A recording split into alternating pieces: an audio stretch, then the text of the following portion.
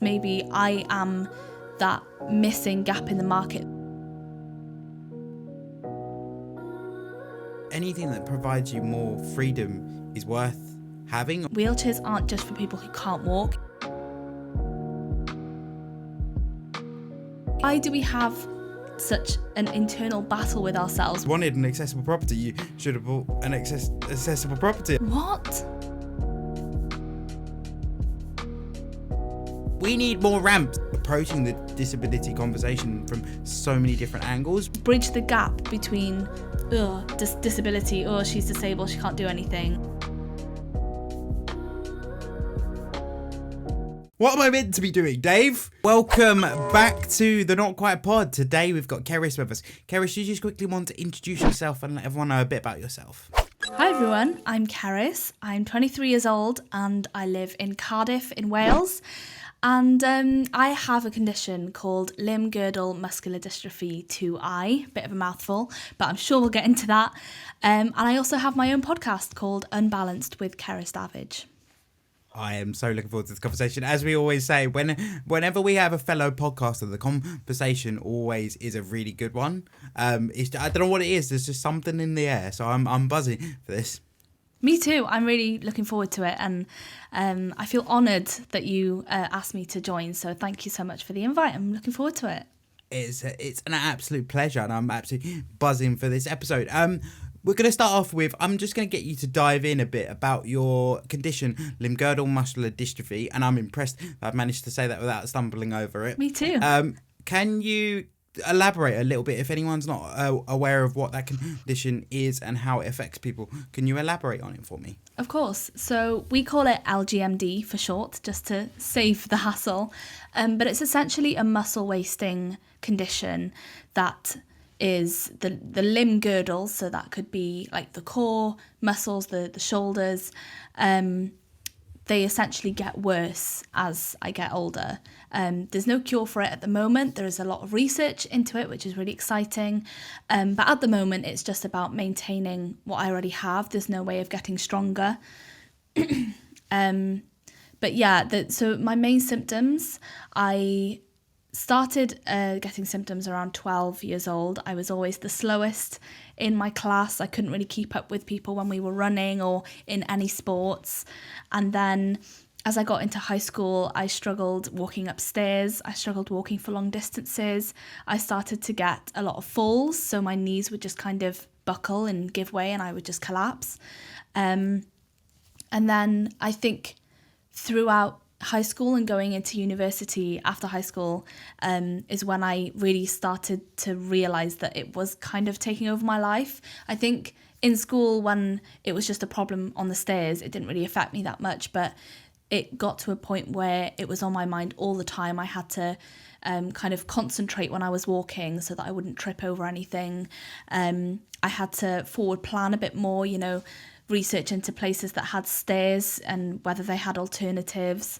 When I got into university after I was 18, I struggled more with little things, especially around my hips. So like bending down and coming back up was a big problem and still is.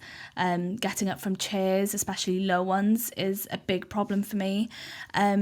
So now I'd say I just struggle even more with those. I struggle walking long distances, especially in the winter when it's really cold and my muscles seize up. I'd say that's kind of my main kind of life with it at the moment. Just struggling with stairs is the main thing. So luckily I work and live in an environment without any stairs at the moment, but it's not great coming across any. I can appreciate that. I mean, me and stairs are definitely not friends. Being a full-time wheelchair user, It's probably okay. Looks like I'm taking the long route. Exactly. Yeah. Even today in work, we had a meeting on a. We thought it was on a different floor, so I started walking down the stairs because I'm okay walking down as long as I'm a bit careful. Then when I was halfway down, everyone was like, oh, no, it's on the same floor, which meant having to go back up. So I was like, no, I'm just going to continue going down and then I'll take the lift back up. So it's always going the long route, and I'd rather walk a long slope than take a few stairs, you know what I mean? 100%, 100%. And it seems always like the more accessible route is the longer one. It's always like, oh, you need to go round this building, then round this one, and then go round this one, and then pat your head 3 times, and then you're in the right place. Honestly, they put you through hoops. So would you say you're an ambulatory wheelchair user? That's a good question. So I started using wheelchairs. Actually, my first time using a wheelchair was in Disney World, which is no surprise to anyone who's been. That requires a lot of walking, and I got so tired. I was 16 years old, and my mum was like, you need to get a wheelchair, you're not going to last all day. And I didn't understand, because I could still walk. I was just getting really tired and getting a lot of pain. But then the more I went out with my family for long days and have had to use wheelchairs, the more I realised that wheelchairs aren't just for people who can't walk, it's there to reserve energy. So my relationship to wheelchairs has been a strange one thus far. I don't use it day to day, because luckily my work is completely step free, and I have blue badge parking, which is great, and I live in a flat where it's completely step free, and doesn't require much walking, but if I were to go out on trips or long days out, I would probably take my wheelchair. So it's just there more for energy conservation, and also if I'm having a bad day and I can't walk very far, at least I've got the wheelchair there as an option, if I, just to save me from walking in pain. I think this is something I've always wanted to speak about more, because obviously my situation is very different. Of my main mobility aid is a wheelchair, so I spend a lot of time. I mean, I'm sat in a wheelchair as we speak. But I'm always intrigued when speaking to ambulatory wheelchair users, because I think there's so much power in accepting what mobility aids are out there, whether it's walking sticks, crutches, whether it's wheelchairs, whether it's a manual wheelchair, electric wheelchair, or anything else, because I think anything that provides you more freedom in life is worth having or experimenting with. And it's something I see so much more with people who either acquire their disabilities or they have become less able over time, which is then they're reluctant to use an aid because they don't want to, almost there's a belief of almost submitting to it or losing their previous self, when I always want to say to people, but if it gives you more freedom and means you can enjoy life more, go for it. Why not? Exactly. And I hate that we all have to go through that, especially if we haven't needed to use wheelchairs right from the beginning of our lives, if it's something that we have to adjust to later in life. Why do we have such an internal battle with ourselves when it's something that's going to make us better, give us better quality of life, give us more freedom, and essentially less pain and fatigue day to day? And that was definitely something I struggled with. And as of very recently, I realised that maybe having an electric wheelchair would be better for me, because my condition also affects my arms and my shoulders, so I can't actually push myself for very long. So I actually depend on someone else to push me around. That's why I probably don't use it as often by myself.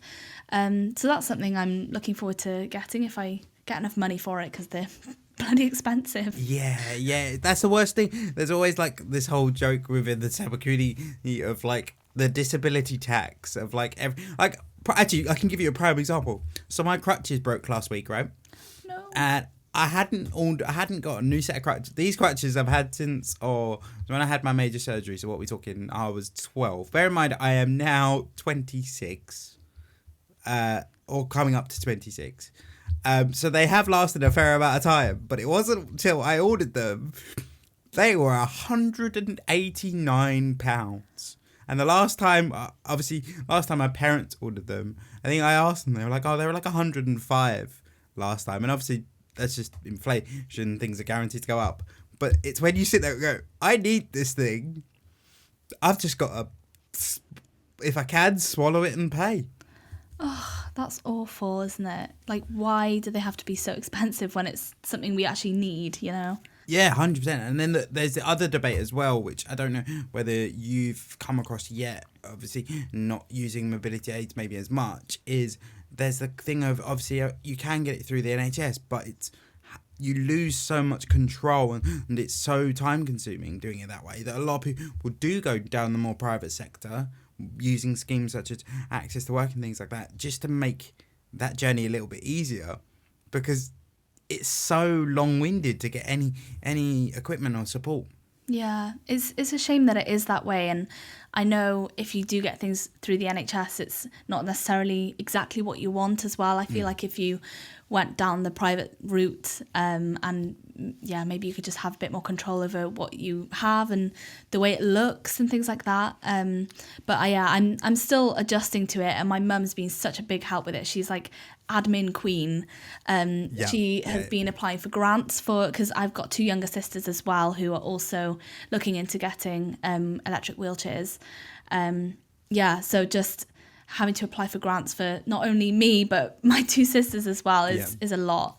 It's going to be a long process, unfortunately. I mean, a really random question. I probably shouldn't ask this during podcast episode, but have you? But it's also very valuable for audiences. Have you experimented or looked into the Access to Work scheme? I have. I've just kind of Googled it. I haven't applied for it or anything like that. I've heard good things about it, but I've also heard bad things about it. It sounds a bit controversial, so I don't think I know enough about it to form an opinion yet, but it's something I want to get round to looking into more.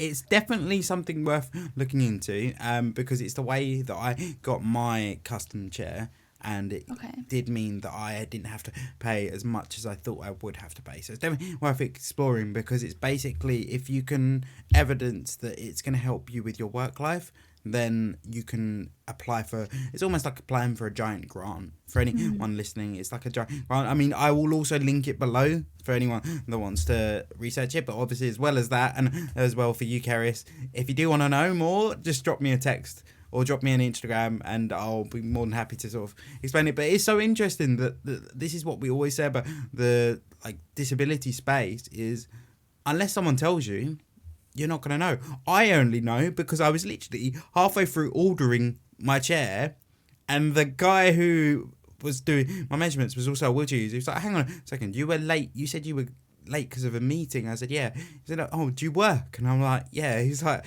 okay, forget everything I've just said. Go look into this grant, then come back to me, because it will probably be a lot cheaper for you. Yeah.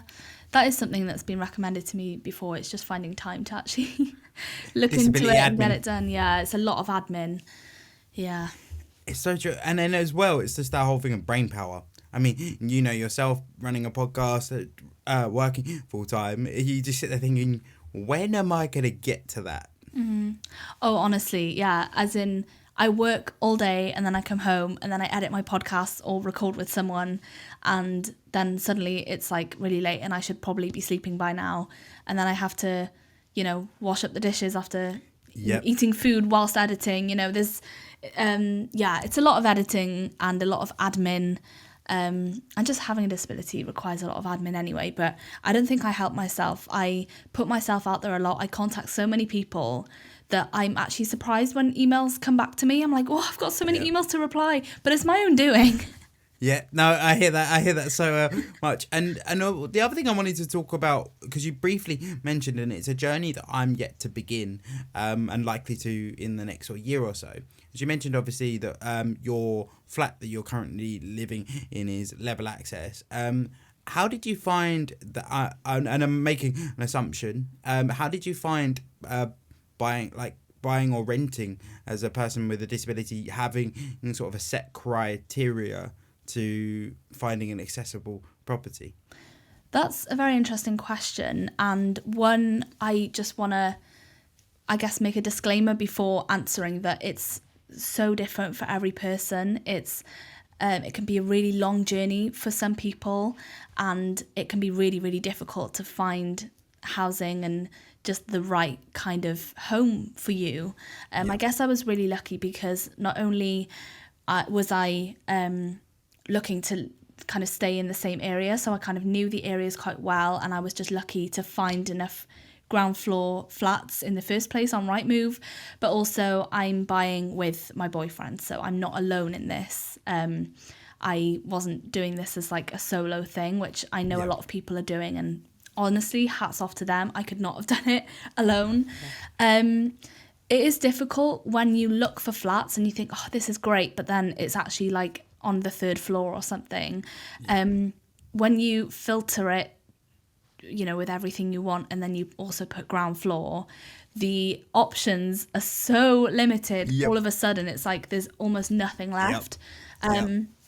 And I can't remember if that was an option to actually put ground floor in the filters, so we had to actually I don't think it is. No. It's like that classic thing of, I think I've related to this quite a lot because we've tried in the past, and it's just like constantly looking through photos going, is that ground floor? It looks like ground floor. Or you're looking at the floor plan going, is that peering through the windows on the pictures, like that looks a bit too high to be ground floor. Yeah, it's because weird. A lot of them don't actually say ground floor or what floor they're on, so that requires, you know, more admin messaging the seller. I'm thinking of Airbnb. That's what it is. If you put accessible on Airbnb, like 2, it would go from, literally it would go from like 400 to 2. Like it's crazy. But like flat hunting, it took months for us to find somewhere, and it's very tiring, you know, driving from place to place, walking around that accommodation, and then realizing that maybe it's not completely accessible and that you've wasted a lot of energy going around that place that's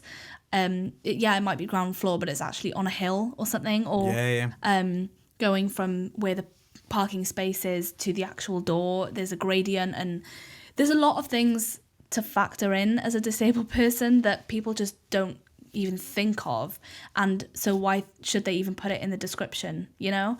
I think there should be more details for accessibility in the description of every home, just in general, just to make people aware of it.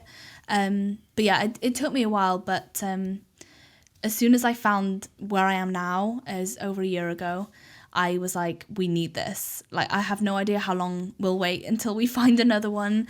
So yeah, we turned up. It was completely not only flat but step free. You know, like sometimes there's a bit of a bump through the door. It was like completely flat. And another thing you have to think about when you buy a property is future proofing. I might end up being a full-time wheelchair user at some point, and I might still be living here. So to ensure that, you know, the future is still kept in mind when you buy a property is really important. But I was just desperate to get out of my family house. As much as I love my family, there was no downstairs bedroom or bathroom, so I would literally hold in my pee all day until I was absolutely dying to go, to then struggle up the stairs to go to the bathroom. Like I would put off going downstairs to the kitchen to have a meal because I just couldn't deal with the fact that I had to, you know, do the stairs. And maybe it's more of a mental thing, and when you actually do it, it is a struggle, but then it's over with quite quickly. I think that like anticipating it is bad in itself. I mean, I completely hear that. And to come on to your point earlier that you said about like what they called estate agents putting in more detail around accessibility, I think one really, I mean, I say this and it's a very futuristic view, and if I'm probably because I'm a tech head, but I just sit there thinking, do 360 walkarounds. Yeah, that would solve the problem. Like, right, everything's online now these days, so why can't they do that, you know?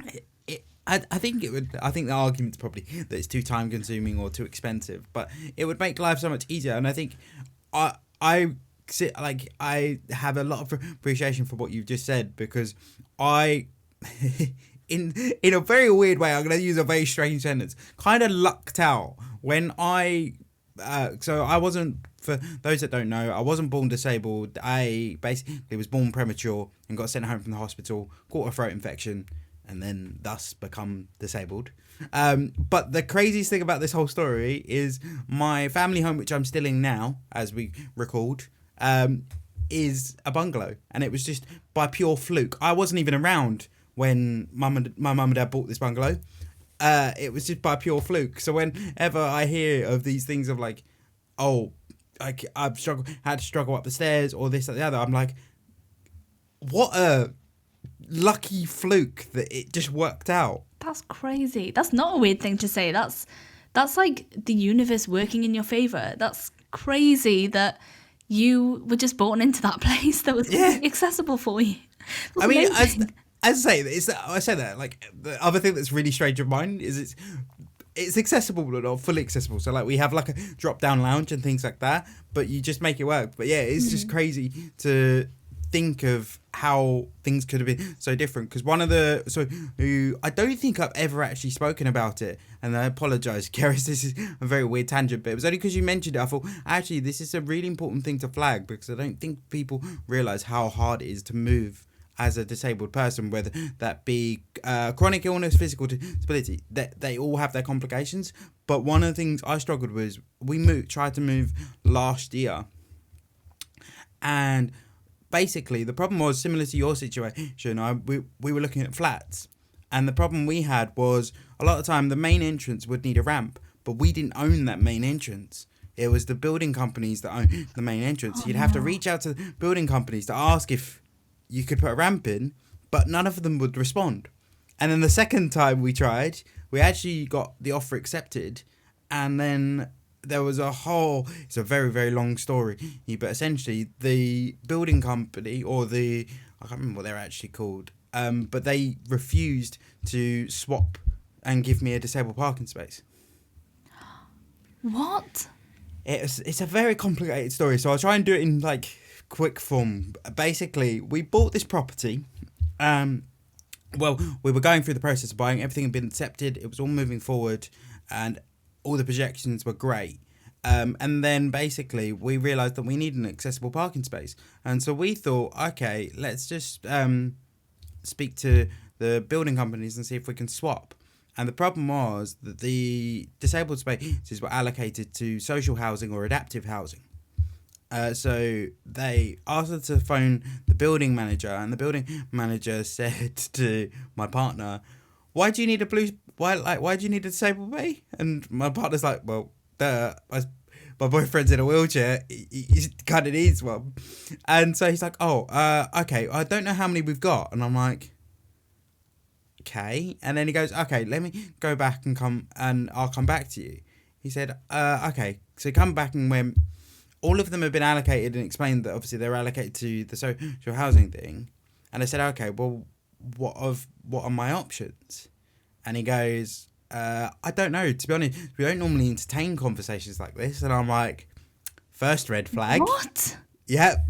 And then it gets worse. It gets so much. Basically saying like we don't actually like cater to disabled people. Yep. It gets so much worse. Oh, no. It gets so much worse. And I completely didn't realise that I've never actually spoken about this.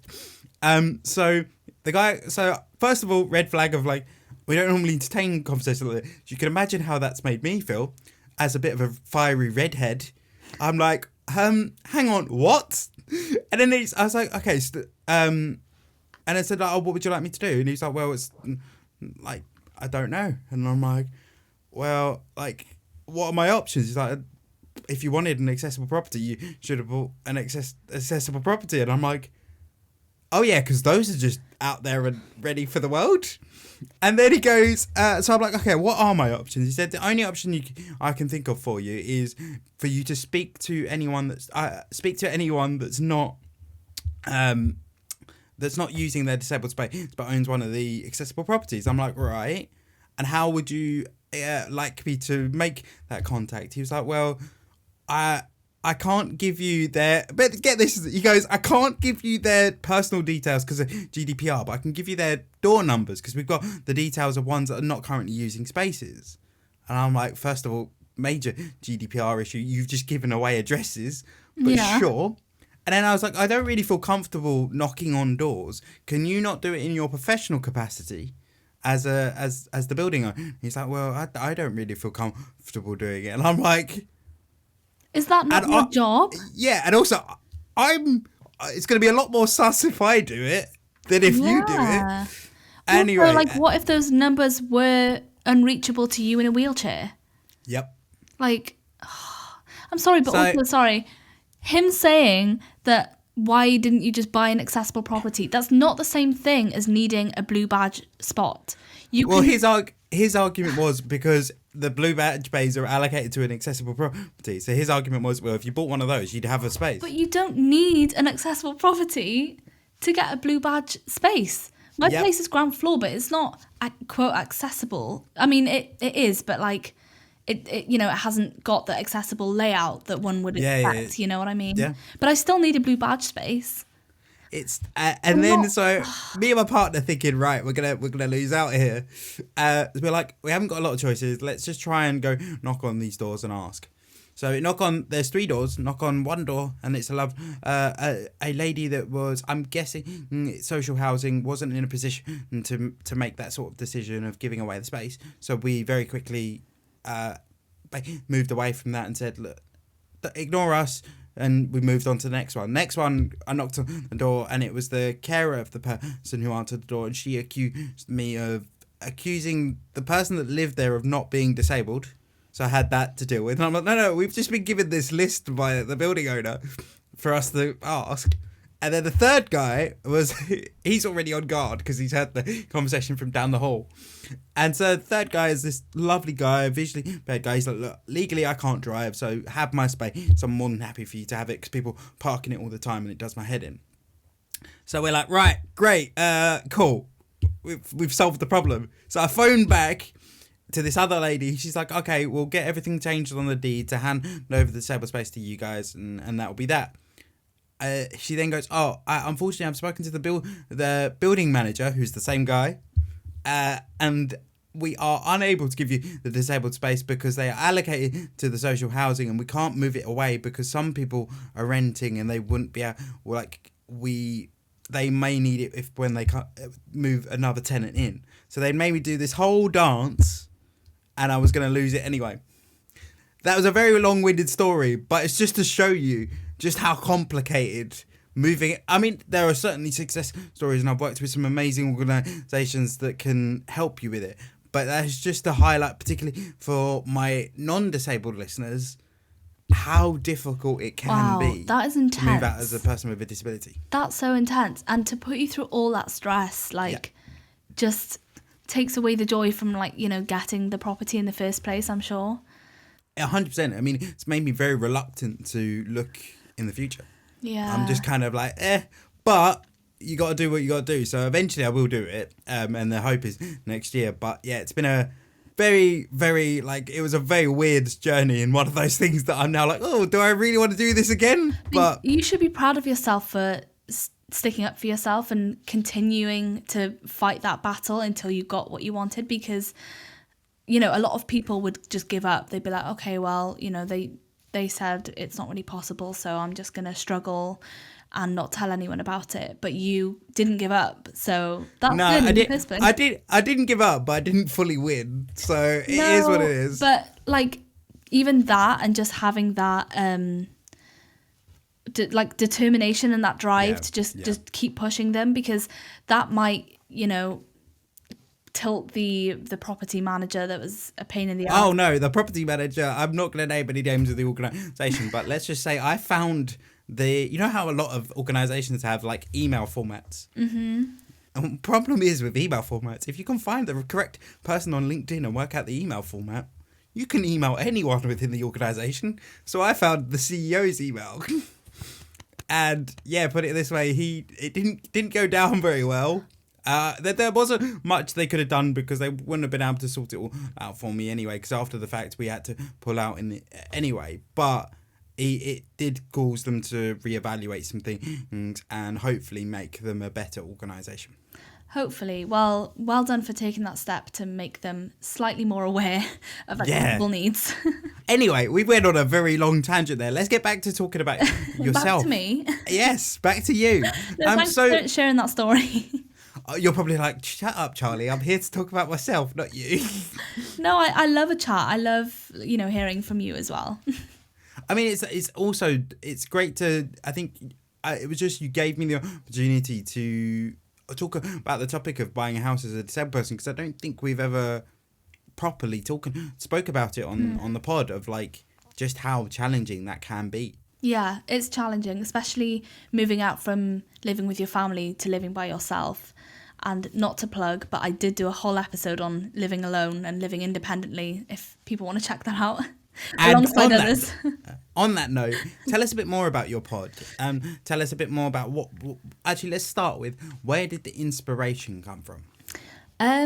So I'd say 2 or 3 years ago, I really got into listening to podcasts specifically, where it's young girls sharing their experiences, but it was mostly like kind of self-motivation, self-love kind of stuff. There were a lot of like athletic subjects involved in these podcasts, and I can't relate to a lot of those. And I thought, I want to listen to someone I can relate to, but I couldn't find really many disability related podcasts that I felt that I could relate to. And growing up with a disability, I didn't know anyone else my age that had not only LGMD, but just any disability. So it was really hard to, apart from my two sisters, but they have very different symptoms. So I still didn't really, I wasn't able to connect with them in that way.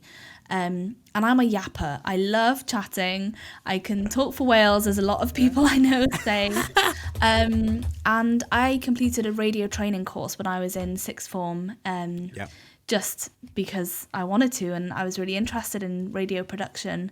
And then I did my own little radio show in the Millennium Centre in Cardiff, analysing Welsh musicals. Actually, no, just musicals that were in the Millennium Centre. And yeah, I just really fell in love with interviewing people and just chatting on the radio. So that combined with my love for podcasts really made me think about, okay, well, maybe I'll just start my own podcast. Maybe I am that missing gap in the market that people want to listen to and relate to like I do. So I started it, and when did I start it? I started recording at the beginning of 2023, and I didn't actually put it out until July. So that was when it was officially launched, and the first episode was launched at the beginning of August. And it took me a while to come up with the name Unbalanced, but I love it. It kind of sums up everyone, not just people with disabilities. Life is imbalanced. People are mentally imbalanced. People are always trying to find, work-life balance or relationship balance. So many things. And there's also a slight joke in there as well, because I fall a lot. I am physically imbalanced. I love that. And I really fell in love with meeting other people and getting to hear their stories. I've learned so much from other people. And also, not only have my experiences really helped a lot of other people. They've messaged me, saying that they love listening, that what I'm saying is exactly how they feel, which is great. But also, just them saying that really helps me and makes me feel less alone, knowing that there's other people that can relate to what I'm saying. I've made a lot of connections through it now and a lot of friends, and hopefully it'll continue to grow. 100%, and I can, as a fellow podcaster, I can relate to so much of that. Like, one of my favorite things is all the different people you meet, all the different opportunities and conversations that come up just from chatting about each other's experiences. So I relate to that so much, and I think there's still so much power in having these conversations, particularly in a podcast platform, because in myself and your podcast, they're quite free flowing. Some of the conversations can, as we've already done, go on tangents, but then that can also uncover something that might not have been uncovered before. Yeah, exactly. Because that's the thing, you can structure it as much as you want, but you never know what the episode is going to lead to. And that's just what I love, natural conversations, going off on tangents, sharing random stories, and just getting to know each other a bit deeper. And yeah, just honestly, I love what you do as well. So keep doing what you're doing as well. Thank you so much. I mean, it honestly, it feels like time just disappeared. Like, I've realised, I think as we record this, which it will come out in a couple of weeks' time, we're on our 90th episode. And that's terrifying. Wow. That is terrifying. How long have you been doing this podcast for? Oh, I think we're coming up to April. Will be 3 years. Okay, wow. I've got some catching up to do. April will be 3 years. But honestly, this is still one of my favourite things to do, and still, as similar to yourself, I'm a talker. I love chatting to different people. Also, I think, and you might be able to relate to this, whenever there's a disability in the conversation, you can often just be good at communicating, because you often get stuck in the situations where someone's come up to you, particularly my situation where it's more visible. you often get stuck in situations where they go, so what happened to you? Or so what's with the wheelchair? And that just starts the conversation. Some people might find those conversations uncomfortable, but then for me, weirdly, like sometimes it opens the door to start chatting to someone just randomly, and that's kind of why I started podcasting. I was looking for something that I could do to sort of feed my creative side, but particularly having started YouTube at the time, it wasn't me. I was constantly having to come up with new ideas, whereas podcasting feels a lot more genuine and a lot more free flowing and a lot more, it just comes more naturally to me. Don't get me wrong, I'm still a bit of a camera fiend. Like sticking in front of a camera, I'll still act up and do everything you want me to do, but it was that constant having to come up with video ideas, whereas I was more on about, I wanted to open the door about conversations and sort of, as you say, you see where the conversation's led and learn something new. Exactly, yeah. And most of the time, you know, the people that come up to you on the street and ask what's happened, and when I walk, my right knee turns in a lot and my foot kind of walks in at an angle. So it is obvious when I walk. People are like, what's wrong with you? What happened? Did you twist your ankle? Did you break your leg? And that just, you know, it is mostly coming from a curious place. Like they're not trying to be harmful with their words. So yeah, I don't mind advocating in that way, but I guess the podcast is just a good way to just information dump, and then they can listen to whatever they want to. And yeah, it's also a good way to communicate your feelings and your needs to the people in your life as well, because you can't always, you know, phrase things very well on the spot. I guess like when it comes to turning the mic on, I can just talk forever and all the words just kind of come to me. But it's just a great way for your friends and family to just come to this and get to know you a bit better and get to know what you want.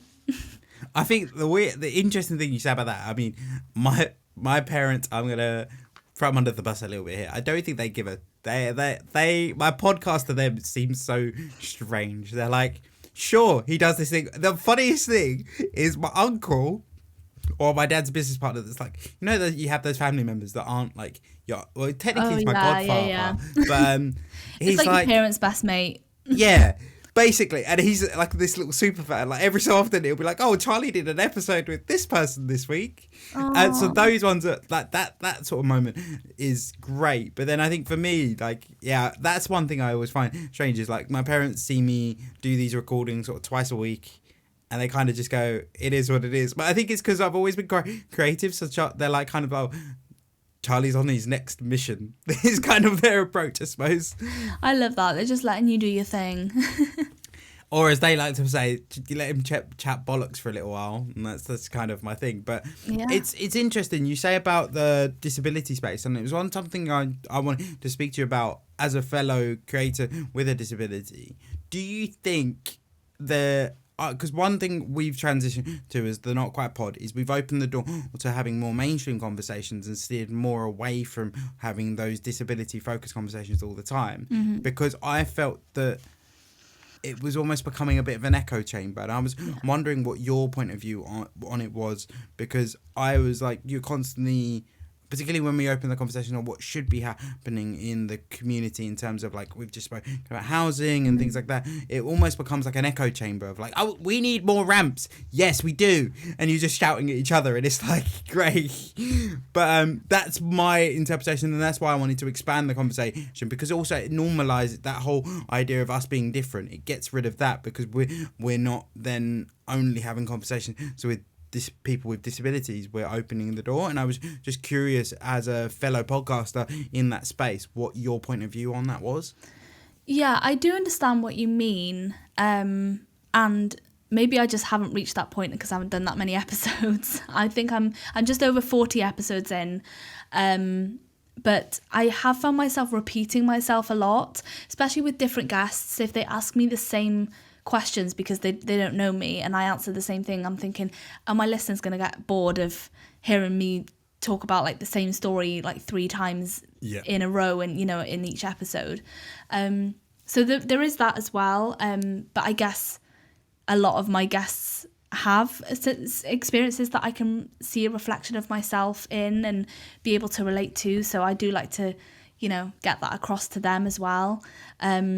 So I have to be a bit more careful when I edit now and think, okay, have I said this before?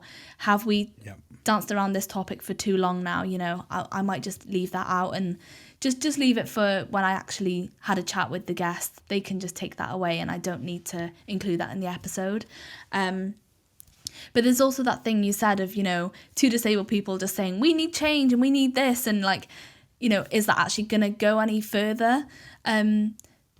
I guess a lot of my audience is, you know, they are disabled and they, you know, have different disabilities because they like to listen to something they can relate to and that they agree with. If I say this needs change, they'll most likely agree with it. But I hope that it reaches further than just the people who want the change. I hope at some point it reaches people who can influence the change as well, so that it's not just going around in circles saying, you know, this is a problem and it should be fixed and nothing is actually happening to change it. So hopefully that'll change as well.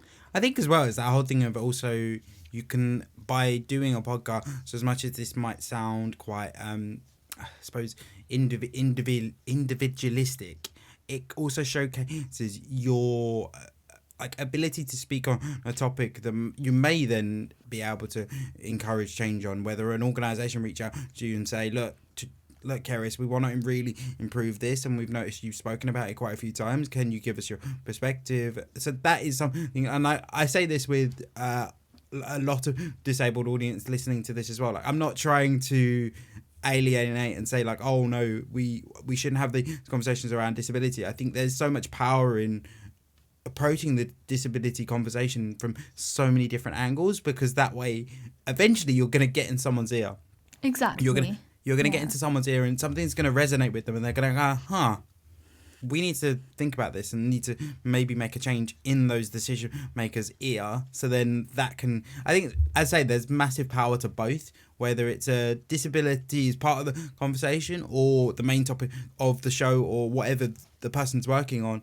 There's power in both. I think it's just interesting because I find it, sometimes I felt like say you were having the same conversations, repeating the same stories. So I completely relate to that. I think it's just an interesting thing, and I don't think there's a right or wrong answer. I think we've just said it's just that whole thing of anything that starts the conversation is a massive benefit. Yeah, exactly. And as long as my listeners aren't getting too annoyed with the repetition. But yeah, like you said, you know, disability isn't all we are. And I was toying with that idea a lot when I wanted to start a podcast. When I had the initial idea of wanting to start a podcast, I didn't want it to all be about disabilities because I was like, no one's going to want to listen to that. And also that doesn't define me as a person. Yeah. But it did kind of turn into that by the end.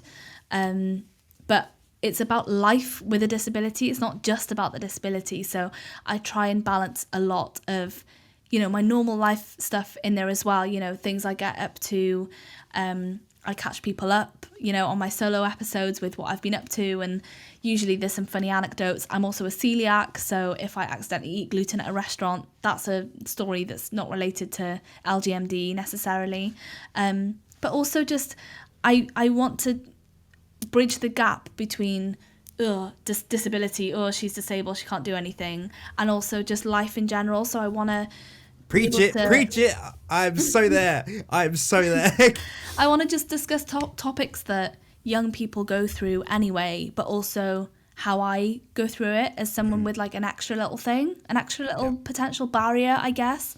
So it's not really all about disabilities. It's not woe is me. I said right from the beginning, I don't want it to be a pity party, and everyone who's listened to it that doesn't have a disability have reassured me that it doesn't sound like I'm just wallowing in self-pity. Like I'm still trying to keep it positive, not in like a sparkly, twinkly, everything is amazing kind of way. Like I'm keeping just it real. Yeah, exactly. Yeah. I share the bad days, I share the good days, and I just share topics that everyone goes through, but how I deal with it is with an extra little quirk, you know? Everyone's got a little quirk. Love that. Because then otherwise it'd be boring. I know it's a cliche, but it'd be boring if we were all the same. And the same goes to podcasts. It'd be boring if everyone did the same thing. And it's always good to see people's different interpretations of the conversation, particularly when we're talking of disability. But what about, I love asking this question. So, these two questions. I'm going to start with your hardest point with the podcast? What has been your hardest point? Ooh.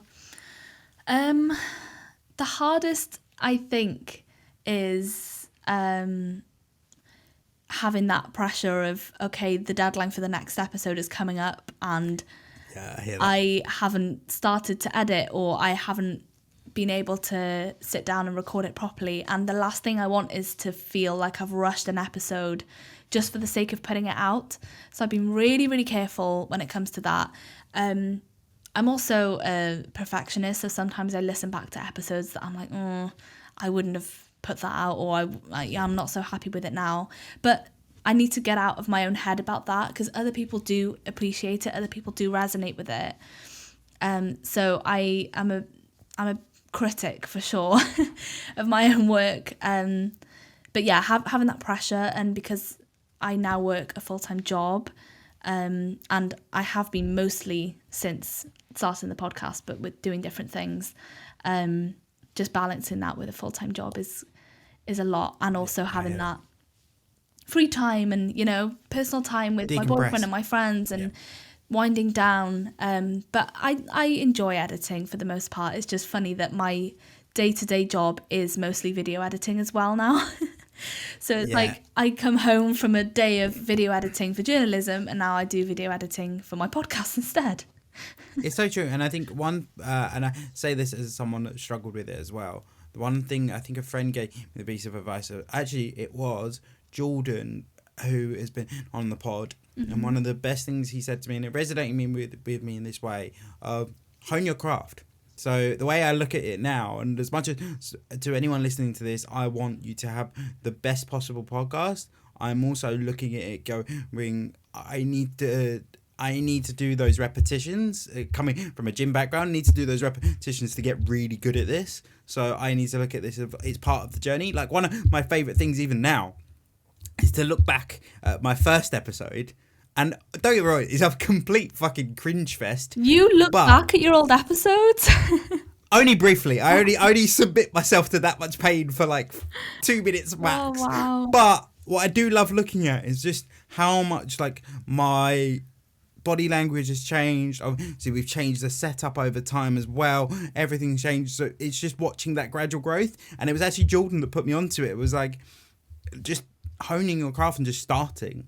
And then just seeing where it goes. And that's one of my favourite things. That's where I look back and go, actually, yeah, we're doing good. And I appreciate everyone that tunes in and all that. And it's just that realisation of looking back and going, yeah, you're doing okay. And also, I say this, and my partner is such a big driver of that, because she's probably the one going, Charlie, look at the stuff you've achieved. Like, if you said this to 16-year-old you, it'd be absolutely wild. So that was something I wanted to pass on to you and be like, yes, and I know myself as a podcast creator, it's hard. It's a lot of hours, it's a lot of love and a lot of energy. But looking back, and that's probably a lesson as well for anyone else listening to this in another form of what they do, is look back and look where you started and where you come from. And that's also something probably actually just for life. Yeah. It's just look back. That's so funny. I've actually just released my last solo episode of this year, and it's all about how to show up for yourself. And one of the main things I talk about is actually stopping and looking back and recognizing how far you've come.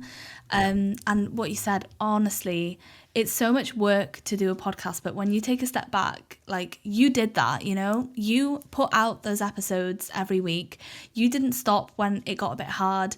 And if I could, show my younger self the podcast that I've produced so far, and the connections I've made, and the fans, I guess, I've generated, I would be over the moon. So it definitely takes, like, that's also another really hard thing about this podcast, is to actually stop and appreciate how far you've come. And a quote I love that I listened to in another podcast recently is, "It's not easy, you're just good at it." Because for me, editing is really easy. It's a lot of time, and it's a lot of, concentration. But essentially, you know what you're doing when it comes to editing. But not everyone can do that. I think, like... Guilty. It's really easy. But actually, no, you're just really good at it. And you need to appreciate that. I mean, I have to give credit. There is a little team behind the Not Quite Pod, and I have to give massive credit to them because I wouldn't be able to achieve what I do now without them. So like, it's also, as you said, it's like knowing your skills and knowing what you're good at and knowing, I think, yeah, it's so powerful, and also just giving yourself the credit. But I do have to also give my little team behind the scenes credit. So big shout out to Christos and big shout out to China. But yeah, it's so true. It's just, we don't look back and appreciate things. And on that note, like, obviously we've done the lowest low. What has been your highlight with the pod? There's so many. I guess a highlight guest-wise was getting Tasha Ghouri from Love Island, who is a Strictly finalist for the season. I got her on my podcast in the summer, and it's quite funny because I think December last year in 2020... Sorry, when's this going out? It will be going out in the new year, hopefully, guys. Okay. So as we go in, 2025 will be rocking and rolling. Because I don't want to say last year and it actually being 2023. Okay, so I sent a message to Tasha in December 2023 during the first year of my podcast, and I never got a reply, and I was like, that's fine. I mean, she's got, what... 1.5 million followers. She's never going to see my message. But she was like the one person I really wanted to interview. And then she released a book the following summer, so summer 2024. And I just posted a picture of the book, and I was like, I'm loving this so far. And I tagged her, and she DM'd me like, I hope you're enjoying it. And I was like, I am. I love the disability representation. And then we got chatting, and she actually like kept replying, and I was like, right, I'm going to shoot my shot. Please come on my podcast. Love this. Love this. Yeah, and she was like, I would absolutely love to. And yeah, we got it sorted, and it was amazing. And so that's definitely been a high for me. Another one has been just starting an Instagram related to the podcast, because I thought there's no point in me making a second Instagram account. I can just promote it through my main. Yeah, did that. Right? And yep. And I just put it off for so long, and I wish I started it earlier, because the connections I've made through that podcast Instagram, I wouldn't have made without making it. And I don't think I would have gotten Tasha on my podcast without making that account, because it was through that account that we got chatting. The connections I've made have been amazing, and I feel so much more tapped into the disability community because of it. So I'm really grateful that I started that, but I just wish I started it earlier, because I started it like almost a year after starting my podcast. Just the community that has been built from it. I had an opportunity to speak at a conference in Amsterdam about life with LGMD, and it was kind of, I ran a discussion group with other young people with LGMD, so that was really nice, and making more connections there. And I've been invited to speak at a conference in Florida in the summer. Yeah. Wow, that's amazing. To look forward to. Crazy. Yeah. So clearly you're moving in the right direction. And on that note, is there a moonshot for the pod? A moonshot? Yep, so a moonshot, if you haven't heard it before, a moonshot is like, right, this is like, if we were going for all or nothing of like, this is where I want to end up, what does that look like for the pod? Oh, I have big dreams. I just want to continue to grow it, continue to make more connections, hopefully get so I've just gotten a sponsorship, which is amazing. Hopefully get more and grow my socials more. I've always been a social media girly. My career background is all working in social media, so I kind of know what I'm doing anyway, but I'd love for this to potentially be a full-time job in the future. I'd love to keep presenting and going to, places like the Paralympics, or even though I'm not a sporty person at all, just to be able to be there and interview people. And I'd like to, go to more and, represent the disabled community in bigger events, I suppose. Just kind of make myself and the podcast known a bit more. That's kind of it. Just grow it and hopefully make it a full-time job one day. I hear that. I hear that so much. And then I just want to touch on, before we finish up, I wanted to touch on your work that you're doing now as a journalist, and also particularly that you're working mostly with a Welsh-speaking company. Obviously, you are based in Wales, so that it makes sense. Mm-hmm. But I just think it was such a unique thing when I found out about it. I was like, I didn't even think about it. So I just wanted you to talk about, one, the work that you're doing, but also the impact of it being so close. I can't think of a better way. Basically, close to home. Yeah. So I'm really fortunate to get this job in the first place. So I work as a journalist for the BBC. And the BBC, obviously, they have several different spots, but they have one location in Cardiff, which is my hometown. And I started as a journalist with them in August 2024. And it's essentially, my job is working with the Welsh news outlet. So you've got BBC Wales, but then you've got the Welsh channel, S4C, that's the name of the Welsh channel. And I essentially work for their Welsh news outlet. So whatever goes out on telly, I repackage it to go out on their social media. So that's kind of what I do day to day. I think I'm very fortunate to get this job in Welsh, not only because Welsh is my first language, so I'm much more comfortable in that language, but also journalism is such a hard field to get into, and I think if I didn't speak Welsh, I wouldn't have the same kind of opportunity, and I probably wouldn't have ended up in journalism. It's kind of an accident that I've ended up in journalism, because my background is working, like I said, with social media, so that's how I got this role, because it is predominantly a digital kind of role. But yeah, the fact that I can say I work as a journalist now is pretty crazy, especially with the BBC. It's like one of the biggest and best companies. So yeah, very, very grateful to be doing that. Love and that, very because proud I mean, to be I'm doing going to be something in ignorant Welsh, here which is, and go, I wouldn't have thought that Welsh would have been your first language. I appreciate it would be one of the languages. I wouldn't have thought it would be your first. So that's a very Englishman stupid comment. So I'll take it. You can give me the abuse.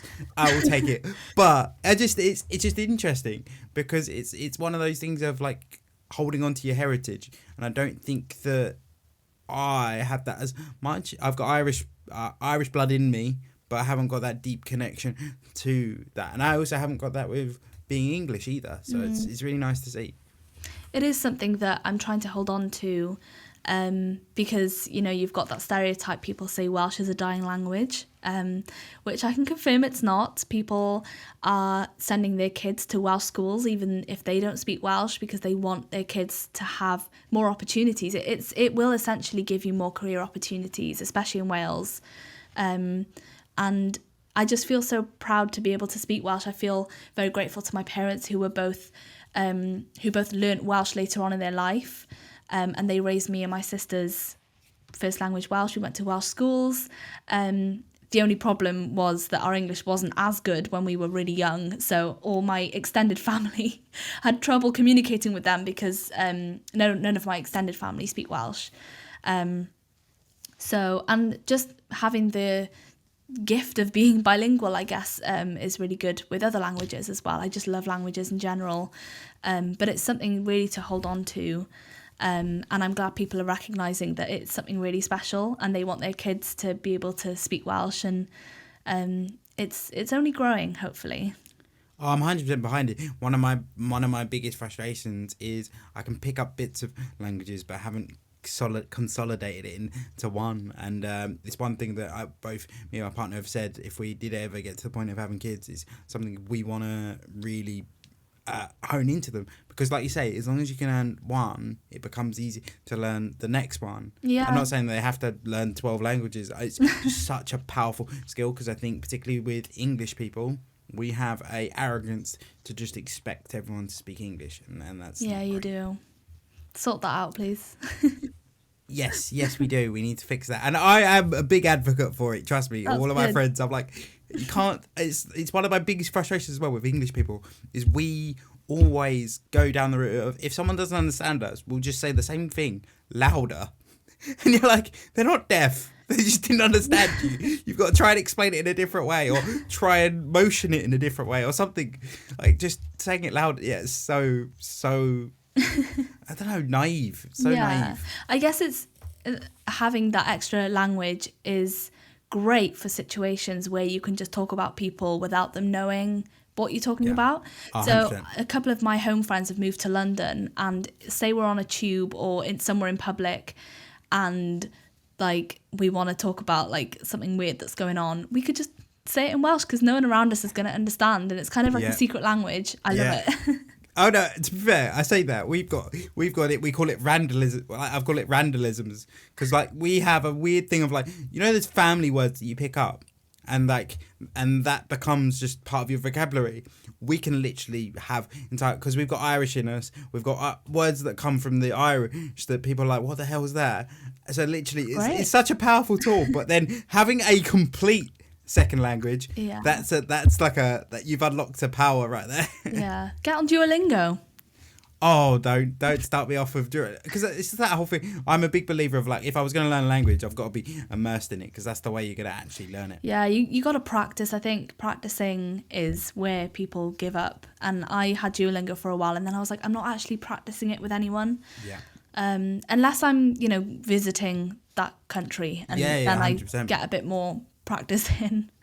Talking of unpopular opinions and people being not as you'd like them to be, I'm going to ask you the last question, which is, what's one piece of politically correctness that you really strongly agree with or disagree with? So I've been thinking about this, and I was going to mention something to do with wheelchairs and like the stereotypes around it, and people automatically being sympathetic towards people in a wheelchair, even though it's not a bad thing. But I feel like that topic has been covered enough. So I'm going to go with, it's a bit of a controversial one, but when people say that you're an inspiration, people don't like that. See, you just winced, right? People don't like being called an inspiration. It depends on context, I would say. Exactly.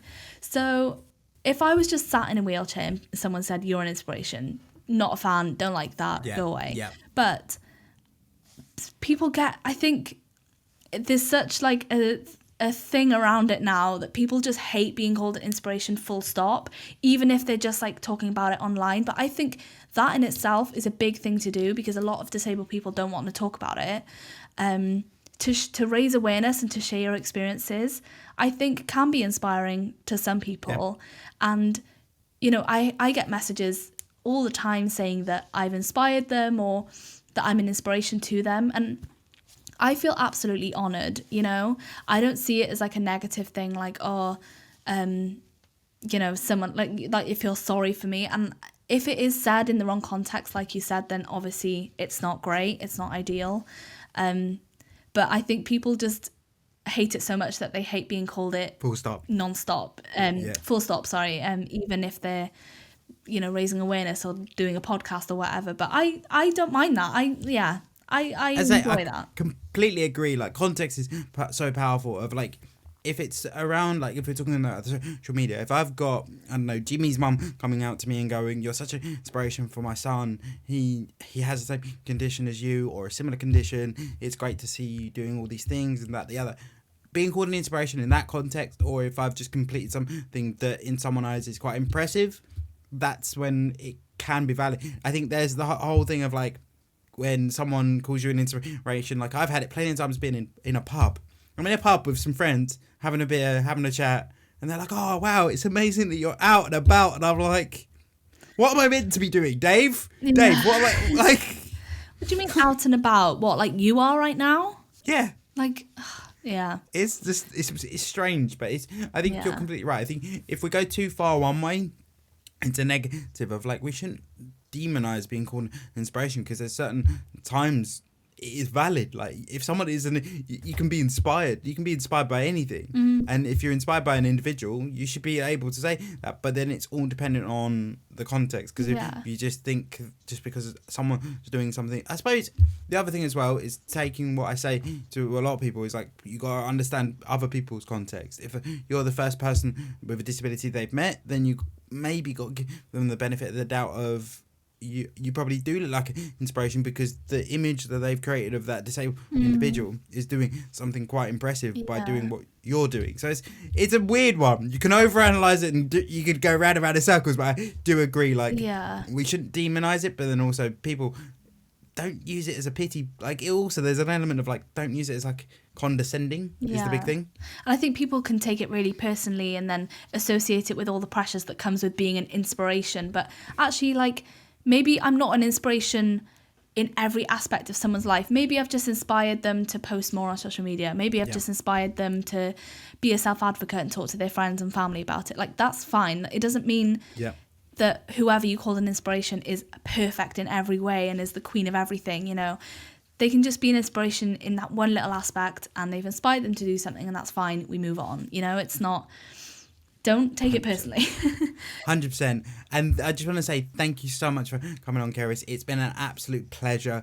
I've learnt so much. And I think particularly around the talking about the housing thing and then talking about the Welsh thing and then talking all of it. It's just been amazing. So thank you so much for coming on. And of course, we'll link Cerys' details below, the pod, her socials, everything. We'll also link access to work down there for you as well. And yeah, thank you so much for coming on.